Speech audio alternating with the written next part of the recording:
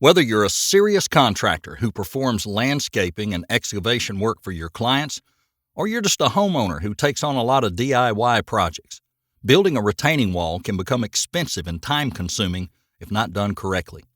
In this video, we're going to talk about prices, preparation, materials, and the step-by-step process for building a retaining wall that'll last for decades.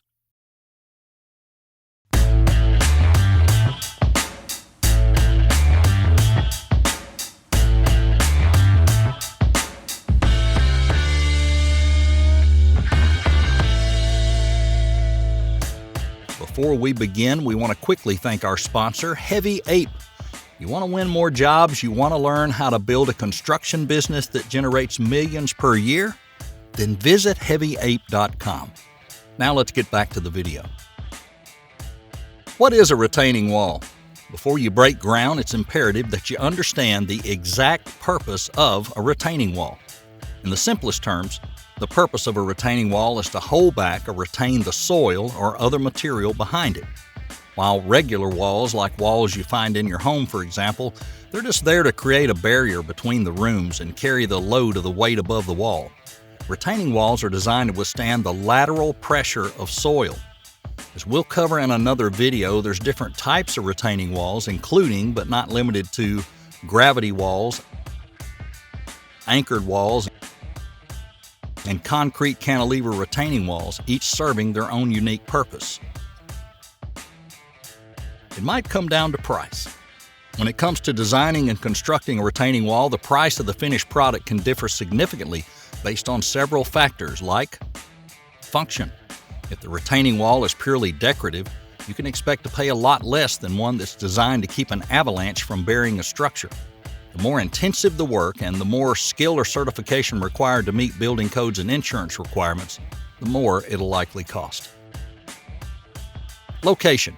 If the wall is going to be constructed on a fairly even plot of land, there's likely even less labor involved. However, some properties may require excavators and leveling machinery to prepare the ground for construction of the wall. As you probably already know, the use of heavy equipment can quickly increase the cost of a project. Style. Whether it's a design feature or a purely functioning retaining wall, you want it to look good and match the aesthetic of the property. That means, you guessed it, expensive material may be required in order to match the property and current landscaping. One homeowner we know recently spent about $40,000 on a retaining wall in order to hold back a 4-story hillside and match the construction of his new home. A contractor was hired to build a basic concrete block retaining wall for function, then a second wall as a facade in front of that to match his house.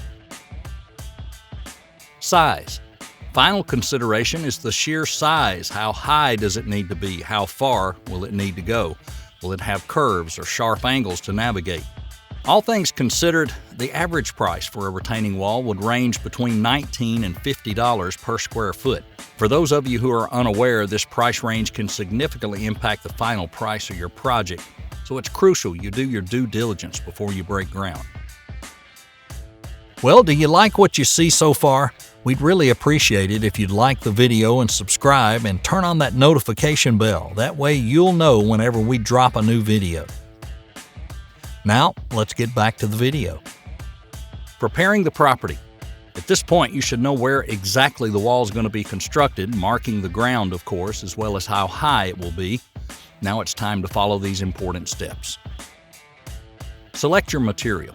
Materials used to construct retaining walls can range widely, including but not limited to wood, stone, boulders, brick, concrete, plastic lumber, sheet piling, and much more.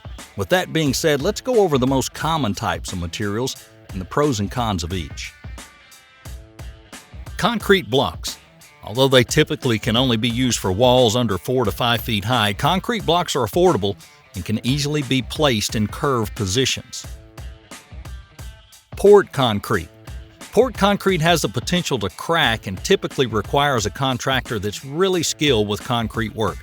That being said, poured concrete can provide a strong retaining wall and offer a variety of design options as well. Wood. The obvious downside of wood, well, it's likely to rot over time. But if you're planning a smaller project like a garden, for example, wood's affordable, it's easily accessible, and fairly simple to install. Brick. Brick can be labor-intensive and may even require additional work for proper drainage. However, it's strong and aesthetically pleasing. Stone veneer. Stone veneer has the potential to be, well, ugly if not designed by a professional landscape architect or skilled contractor, but if it's executed correctly, stone veneer offers a natural, aesthetically pleasing appearance that some homeowners will pay top dollar for. Boulders. It may be difficult to control water flow with boulders, however, boulders are the most natural solution to grade change or the level of the soil. And as we mentioned before, there's a wide variety of materials that can potentially be used for retaining walls, so be sure and do some additional research and find the right material for your project.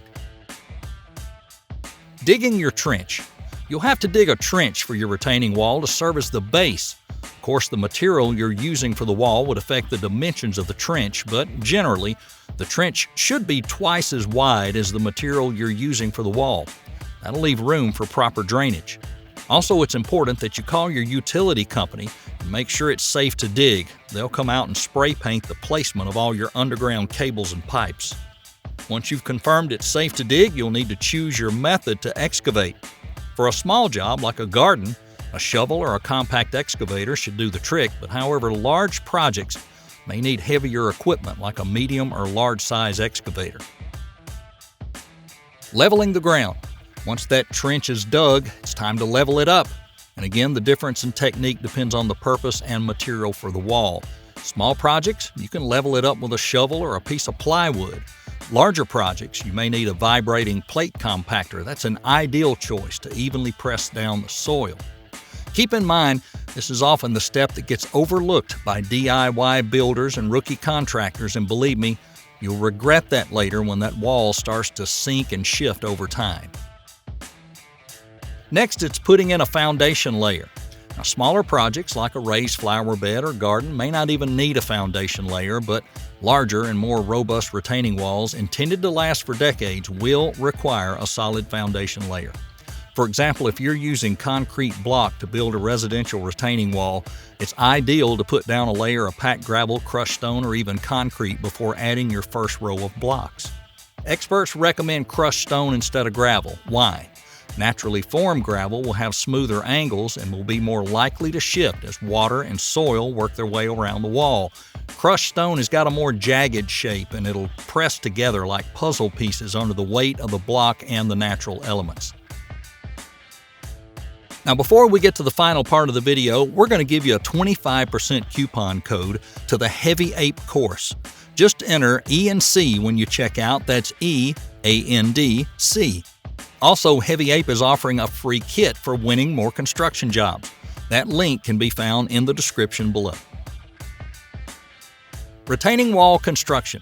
Now, at this point, you must have a clear understanding of the design of your wall, because once you start laying that material down, it's not going to be easy to take it back out. Like we said several times, the material you choose to build your wall with is going to determine many of the factors, in this case, the design or aesthetics of the wall. And design comes down to function and style, so be sure and research as many designs as you can to determine the design that's the right fit for your project. And once you're ready to build, here's some of the most crucial things to keep in mind. First, keep it level.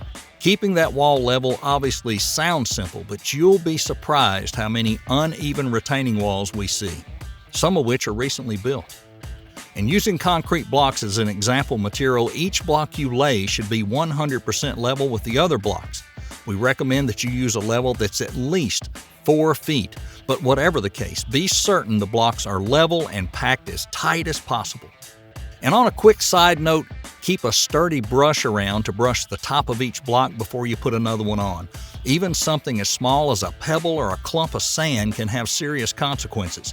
With even one block slightly out of alignment, the problem gets more and more and more noticeable with every additional layer. Take your time. On that note, please take your time. Have you ever heard the expression, shortcuts make for long delays? Well, when it comes to building a retaining wall, we definitely agree with that one. As we mentioned before, even a small misalignment toward the bottom of the wall can drastically impact the level higher up on the wall. Just be patient. Adhesives. Depending on the material you choose to build your wall, adhesives can be used to improve the strength of the wall. For example, if you're building with concrete blocks or other related material, a caulking gun and construction adhesive will provide some solid additional support to that wall. Just remember to use that brush we mentioned before to keep debris away. Cutting material. It's likely you'll need to cut materials into certain shapes and sizes while building that retaining wall, and for that reason, we recommend having an angle grinder or concrete saw handy. Our next video is actually totally dedicated to concrete saws, so be sure and subscribe and you'll be notified when that video is put out.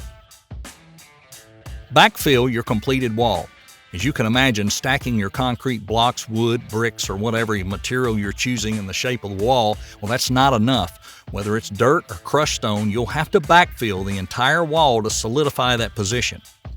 Remember, the concept of a retaining wall is it provides lateral support to vertical slopes of soil. Backfill is a crucial component of that structure.